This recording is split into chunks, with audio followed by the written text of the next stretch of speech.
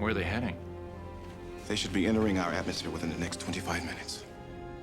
It's a film that revived the disaster movie genre in the mid-90s, where it destroyed about as much of the world as it could in 2 hours. It was the highest grossing film at the box office in 1996, and yet its sequel, 20 years later, proved that catching lightning in a bottle is not as easy as the makers of the Thunder Jar would have you believe. It's the day after July 3rd, 2 days before July 6th.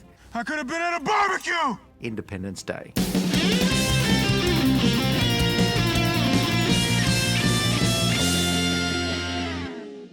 Today, we celebrate our Independence Day. Independence Day is a 1996 alien invasion movie from the team of director Roland Emmerich and producer Dean Devlin. In it, Earth is visited by a fleet of giant alien saucers who do not bring with them peaceful intentions, duty-free cigarettes, or bribes.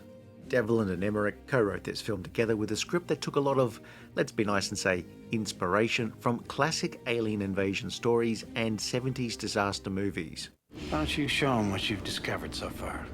It's early July and various people are going about their daily routine. David Levinson is tech support for a cable company. His father Julius chastises him for still wearing his wedding band. His ex-wife Connie is working for the president, Thomas Whitmore, whose approval ratings are trending downwards. Marine pilot Stephen Hiller wants to be an astronaut, while his girlfriend Jasmine is a stripper with a young son. Russell Case is a drunken, crop-dusting pilot who'd claimed that he'd been abducted by aliens, which is not as weird as it sounds. I was once abducted by aliens, but they had to let me go because they kept falling asleep whenever they tried to read my mind. It's reducing itself every time it recycles, so eventually it's going to disappear. David has discovered some unusual signal buried within a satellite feed. But it appears that we are not alone. Some people are excited to go partying with aliens, while others flee the cities. David tries to warn Connie, but there's still some bad blood between him and her boss. You punched the president? No, he wasn't the president then. I punched him, he fought back, we wrestled around, it was a fight. A fight that you started. Initial attempts to communicate with the aliens by speaking very loudly and slowly don't work, and it's time to evacuate. The countdown discovered by David has hit 0. And that's when, well, it looks as though the human race is, in technical terms, in a bit of a pickle. The aliens have unleashed death and destruction on a scale not seen in an alien invasion movie since the 1953 movie War of the Worlds, a film which Independence Day, in no legally enforceable way, copies, mimics, duplicates, reproduces, or in any way rips off. Military installations are flattened like really thin pancakes having an off day. NORAD has also been destroyed, leaving only one option. There's no Area 51. There's no recovered spaceship. That's not entirely accurate. At Area 51, they meet scientist Dr. Oken, whose team has been trying to piece together the remnants of an alien ship that crash-landed in the 50s. You know who else crashed in the 50s? Tom Cruise in Mission Impossible Fallout. You have to get through their technology, which is, I'm sorry to say, far more advanced. Captain Hiller was the lone survivor from his airbase, and so far the only one to have downed an alien craft and retrieve a live alien. That's what I call a close encounter. Jasmine has collected a bunch of survivors, including the injured First Lady, and they're rescued by Steve and taken back to Area 51. Let's nuke the bastards. An attempt to fight back against the aliens by nuking a saucer hovering over Houston has not gone very well when the ship seems unharmed. However, the upshot is Houston's peak hour gridlock will be much less of a problem going forward. The last 24 hours have been really exciting. Exciting? People are dying out there. However, on balance, things are looking pretty grim all round. The First Lady does not survive her injuries, and the surviving alien downed by Hiller lets them know that there's pretty much no chance of a peaceful resolution. After they've consumed every natural resource, they move on. Which is certainly not a unique plan. David, who'd been trying to save the planet for years, is not taking the use of nuclear weapons on American soil all that well. Either that or he had just put a down payment on a condo in downtown Houston. While he's on a bender, he has a realization of how the aliens can be defeated. Computer virus. David and Hiller will take the rebuilt alien ship up to the mothership, upload a virus that not even a really up-to-date antivirus scanner can detect, and let off a nuke. You want us to coordinate a massive worldwide counterstrike with a window of only a few minutes? The American forces are led by the former fighter pilot turned president Thomas Whitmore, but the final blow is delivered by Russell Case, repaying the time the aliens probed him by more or less doing the same thing to them. Huzzah! Not bad. Independence Day is a film that, on first glance, is not especially original, where it takes story elements from a variety of sources, say from the television series V, many alien invasion movies of the 50s, most particularly films like Earth vs. the Flying Saucers, and George Pal's 1953 adaptation of War of the Worlds. Guns, tanks, bombs, they're like toys against them. You could drive a very large boat through the various plot holes, but Independence Day just ends up as this really enjoyable distillation of all of its influences. It's a dumb film, but it's not that dumb. It's smart in a few ways, and one of those is that it's smart enough to know just how dumb it is and play with it. We're gonna have to fly their alien craft out of our atmosphere.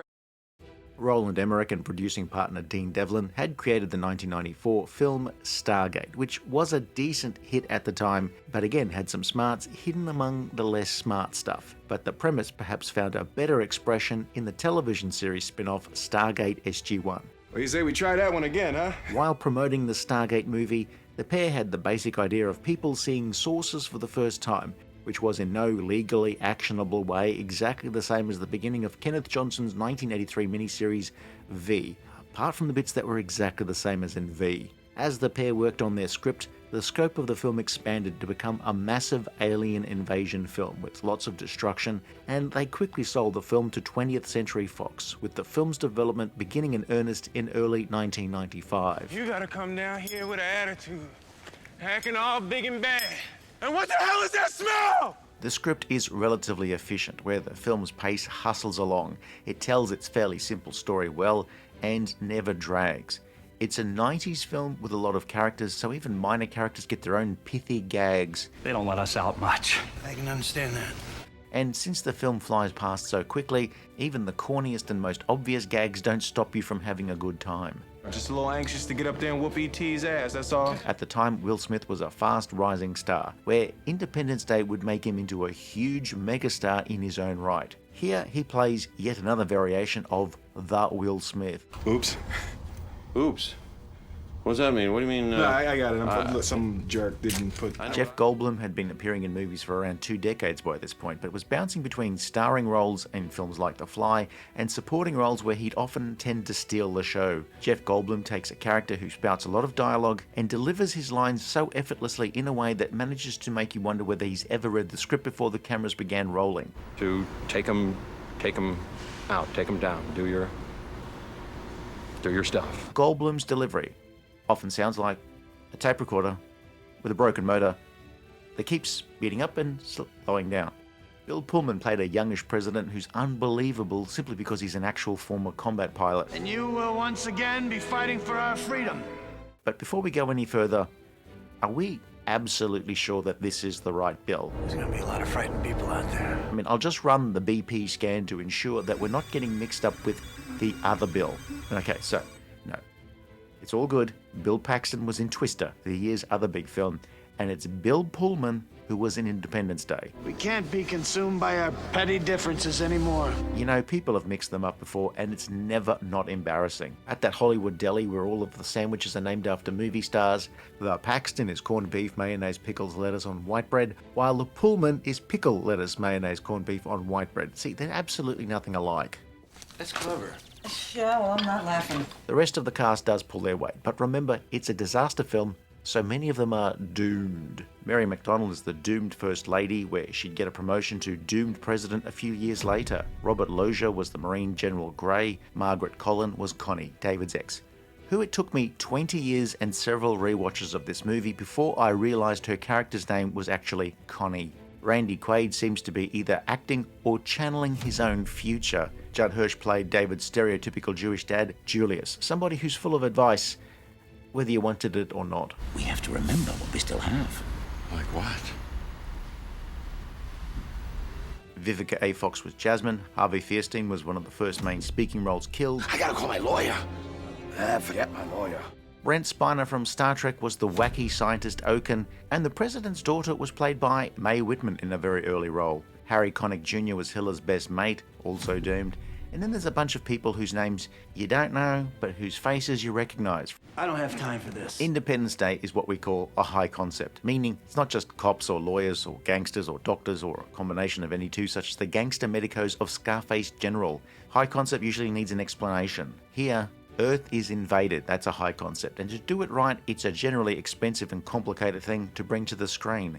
Independence Day is one of the last generation of big effects-heavy science fiction movies to use a large number of miniatures to bring massive devastation and alien dogfights to the screen. It's still augmented by a very large amount of computer compositing and CG effects. It's definitely an approach that combines the best of both worlds, which is probably why Independence Day's effects have held up so well. There's an extended cut which adds a little more context and, unlike many extended cuts, doesn't ruin the film's flow all that much. There were a few changes made during post-production, such as having Russell Case's sacrifice be a little more noble. Originally, he just flew his crop duster into the belly of the alien saucer.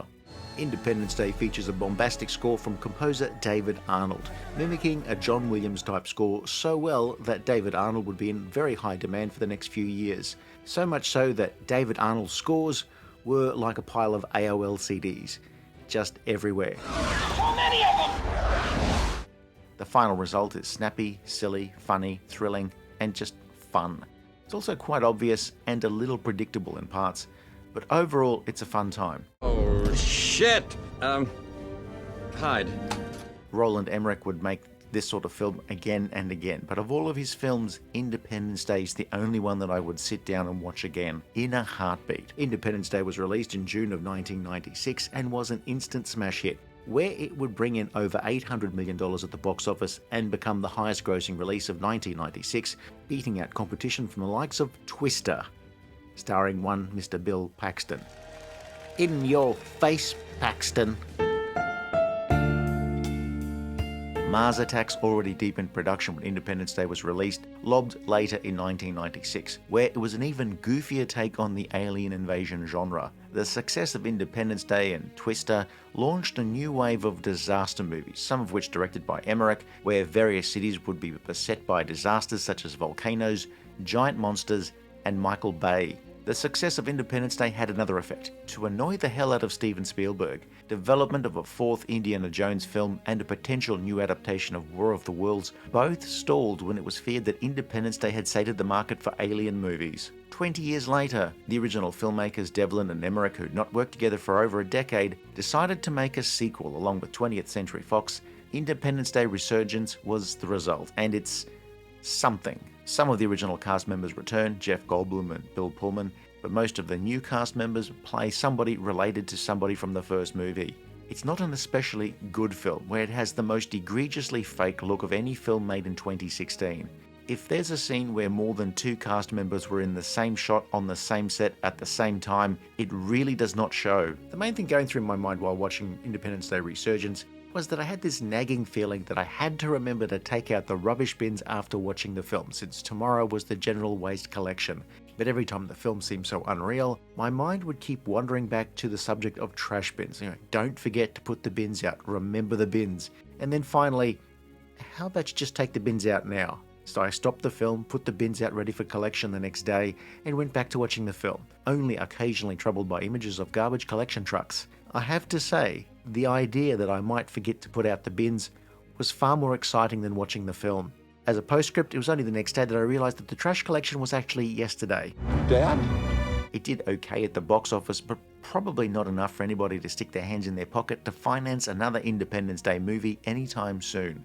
As for the original Independence Day, it's a fun, flawed film full of fantastic effects.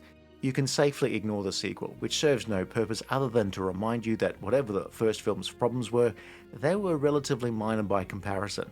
The first film, with its fun if occasionally silly characters, big special effects and lots of action, is like a cinematic version of a stoner's 21st birthday party at a restaurant where there's a grease fire in the kitchen. Bye.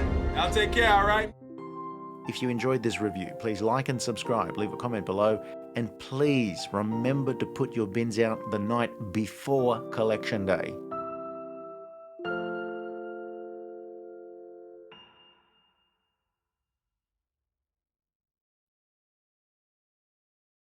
You punched the president?